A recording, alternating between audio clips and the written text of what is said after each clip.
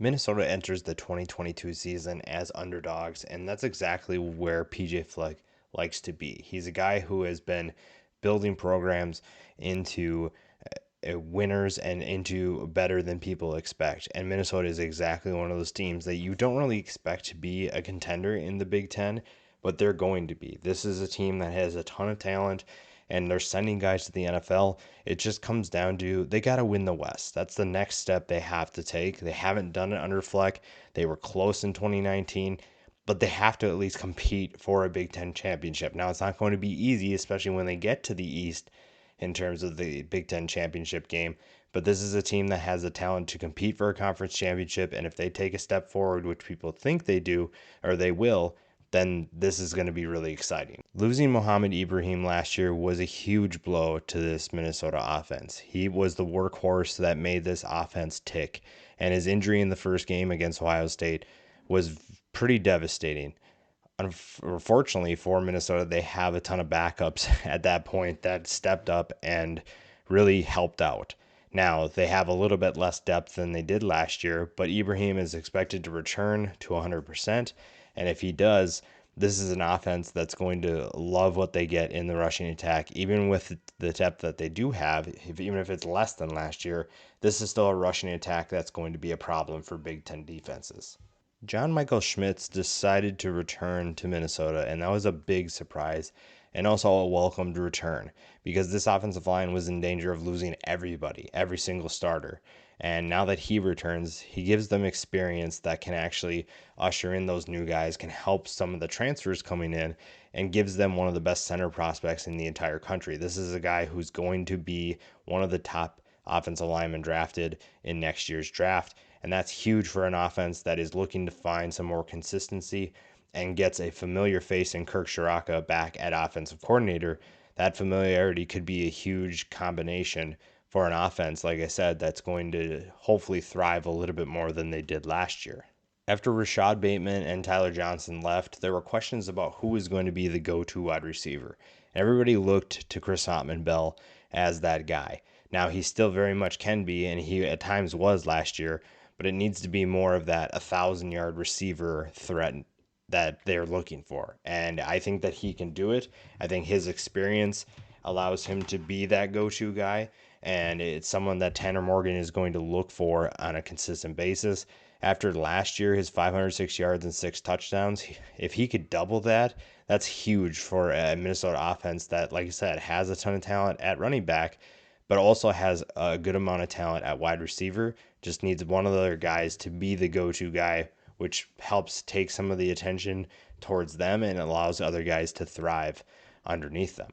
A guy that I'm really high on this year, I think is going to have a big season, is Dylan Wright. The former Texas A&M transfer averaged 20.3 yards per catch, and he is an extremely athletic, acrobatic pass catcher that can make a lot of big plays for this offense. Now, he was limited in terms of 18 catches, but I think that he could also be in contention for that number one guy, that go-to guy for Tanner Morgan, because he makes a lot of quarterbacks look good because he offers more room for error. This is a guy who you can kind of throw the ball to in the general vicinity, and he's going to go up and get it. He's going to make plays. He's going to make defenders look ridiculous, and at his size, there's no reason not to.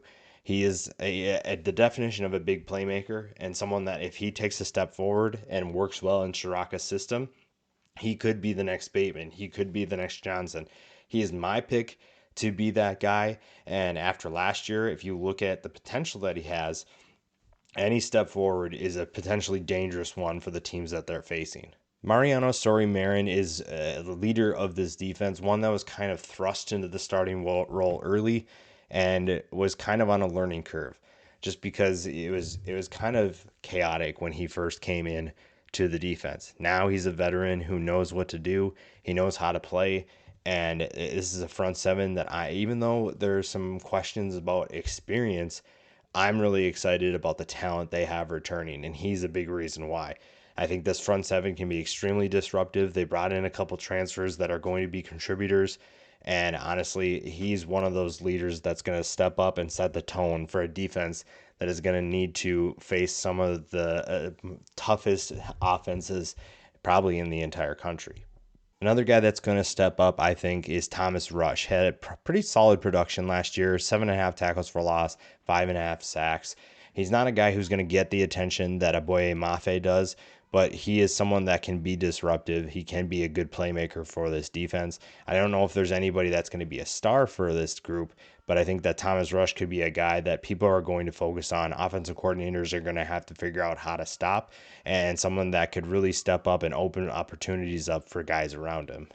The secondary is interesting for Minnesota because they have so many guys that have so much potential. Jordan Howden is at that potential and I think can be even a little bit better. He's the most experienced of the group. He was on that 2019 team that saw so much success, and he's looking to make that happen again in 2022. You look at what he can do for this defense. He plays a role, a versatile role that can show him at the line of scrimmage. You can see him deep.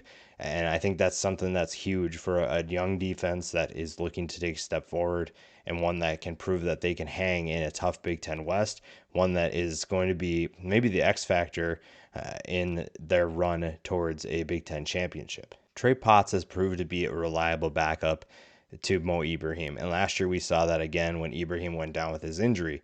Now, he did have some injury concerns of his own, which forced guys like Bryce Williams, who also returns, and then guys who have departed in Kai Thomas and Marquise Irving to step up. Now they have their two-headed monster. Bryce Williams could even be a contributor as well, but Trey Potts is a guy who's proven he can be reliable if Ibrahim can't go, and he's more than ready to handle that spotlight if necessary. And that's something that's huge in terms of depth for this rushing attack. If someone goes down, they have guys who can step up. They have guys that can take over and not lose a step in terms of production. They're just as good, and Ibrahim just has maybe a little bit higher ceiling. But Trey Potts is a guy who's going to be reliable, and that gives you a sense of security when one of them goes down or if you need to put another guy in. And Trey Potts is going to be an underrated player because he is the backup, but he is a guy who can be a starter if necessary. Someone who's been on pretty much everybody's radar in the state of Minnesota in terms of someone who could break out is Brevin Spanford. The tight end has great size, and someone that is going to provide a big target downfield. There are a couple of guys we already talked about in Autman-Bell and Dylan Wright that can be big targets, but Brevin Spanford has another level of athleticism that could be a matchup nightmare for the defenses they face. Linebackers aren't going to be able to handle his speed. Defensive backs aren't going to be able to handle his size. And if becomes that reliable pass catcher and takes another step forward, I think this offense has a three-headed monster that could make teams really worry when they face Minnesota. If Tanner Morgan returns to his 2019 form, he will be at the top of this list. But because of the struggles that we saw last year, he has to prove it. And, 10 touchdowns to 9 interceptions isn't what it was in 2019. He had an extremely productive 2019 season, and now he needs to prove that he and Kirk Ciarrocca can rediscover that magic. I've really liked Tanner. I like him as a leader. I like him as a quarterback. And at one point, people were picking him to be maybe a potential day one or day two pick. But now, obviously, things have kind of died down. That's probably not going to happen, but this is arguably the biggest X factor on the Minnesota football team this year. The Gophers expect big things from him because Ciarrocca is back, and I think when you're looking at what he can do, what we've seen, especially in that 2019 season, that's going to be the big key between if Minnesota is going to contend for a Big Ten championship or not. There's the talent that is going to be there on this roster. They have it in the depth chart. And it just comes down to chemistry and if they can rediscover that magic, like I said. The offense has the potential to be explosive. I really like the playmakers they have at the skill positions. Obviously, the offensive line needs to figure things out. The front seven is super talented, even if they are inexperienced at spots.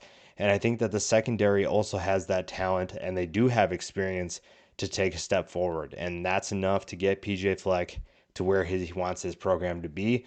And even if they don't win a Big Ten championship, competing for one has to be the goal, has to be what they should realistically expect in 2022.